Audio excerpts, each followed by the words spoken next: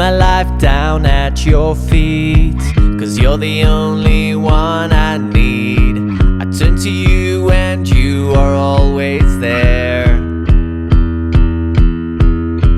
In troubled times it's you I seek.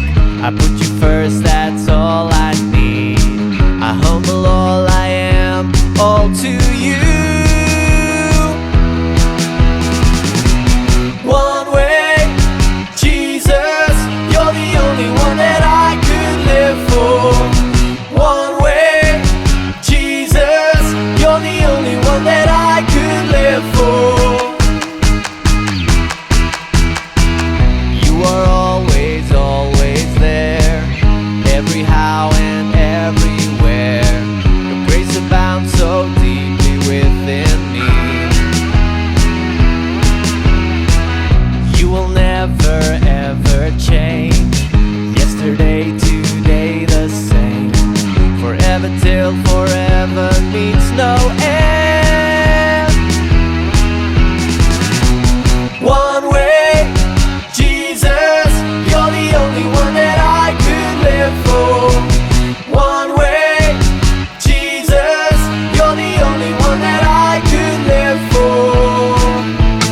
You are the way, the truth, and the life. We live by faith and not by sight. For you, we live it all for you. You are the way, the truth, and the life. We live by faith and not by sight. For you, we live it all for you. You are the way, the truth, and the life. We live by faith and not by sight. For you, we live it all for you.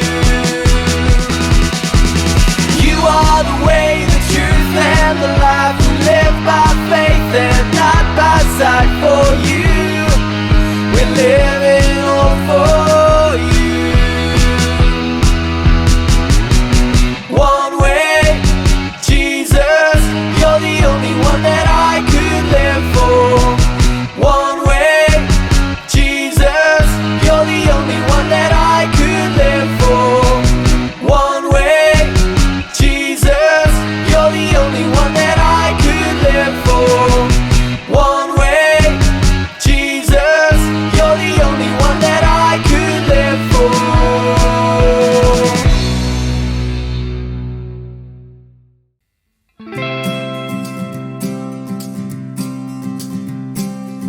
Ek vind my krag in die Here, in sy woorde, in sy mag. Ek is gevul met sy vrede, met sy liefde, met sy krag, want ek dra die beld van die waarheid, die helmet van verlossing, die skoene van bereidheid om die goeie nuus te deel, die harnas van geregtigheid, die skild van geloof, die swaard van die gees waarmee ek veg is God se woord.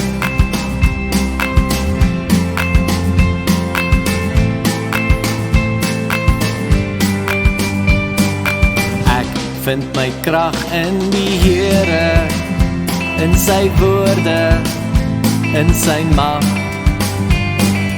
Ek is gevul met sy vrede, met sy liefde, met sy krag, want ek dra die beld van die waarheid, die helmet van verlossing, die skoene van bereidheid om die goeie nuus te deel, die harnas van geregtigheid, die skild van geloof, die swaard van die gees waarmee ek veg is God se woord, die beld van die waarheid, die helmet van verlossing, die skoene van bereidheid om die goeie nuus te deel, die harnas van geregtigheid, die skild van geloof, die swaard van die gees waarmee ek veg is God se woord.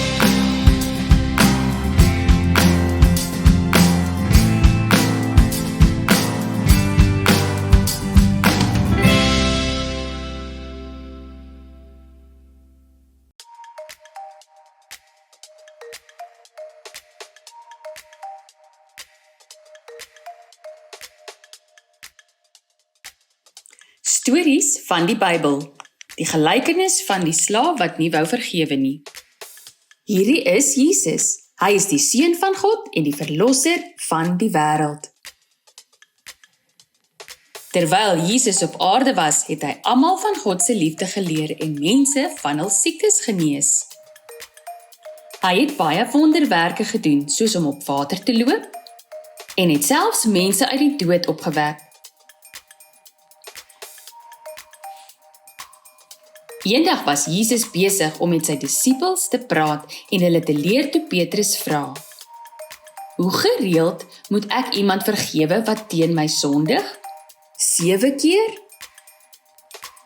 Jesus het gesê: "Nee, nie 7 keer nie, maar 70 maal 7. Toe vertel Jesus 'n gelykenis. Hy het gesê: "Die koninkryk van die hemele kan vergelyk word met 'n koning wat besluit het om sy geld terug te kry wat hy aan sy dienaars geleen het. Terwyl die koning dit gedoen het, is een van die dienaars wat hom 1 miljoen rand geskuld het, ingebring.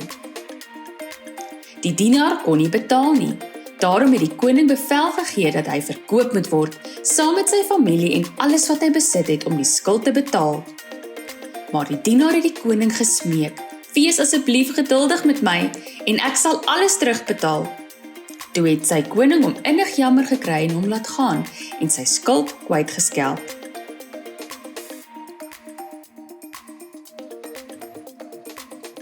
Maar toe die man van die koning af weggaan, het hy na 'n ander slaaf gegaan, wat hom 'n paar duisend rand geskuld het. Hy het hom gegryp en geëis dat hy hom dadelik terugbetaal. Die ander slaaf het nog 'n bietjie tyd gevra en gesê: "Wees geduldig met my en ek sal betaal." Maar die dienaar wou nie wag nie. Hy het die man laat arresteer en in die tronk gesit, totdat die skuld ten volle betaal kon word. Toe sommige van die ander dienaars dit sien, was hulle baie ontsteld. Hulle het na die koning gegaan en vir hom alles vertel wat gebeur het.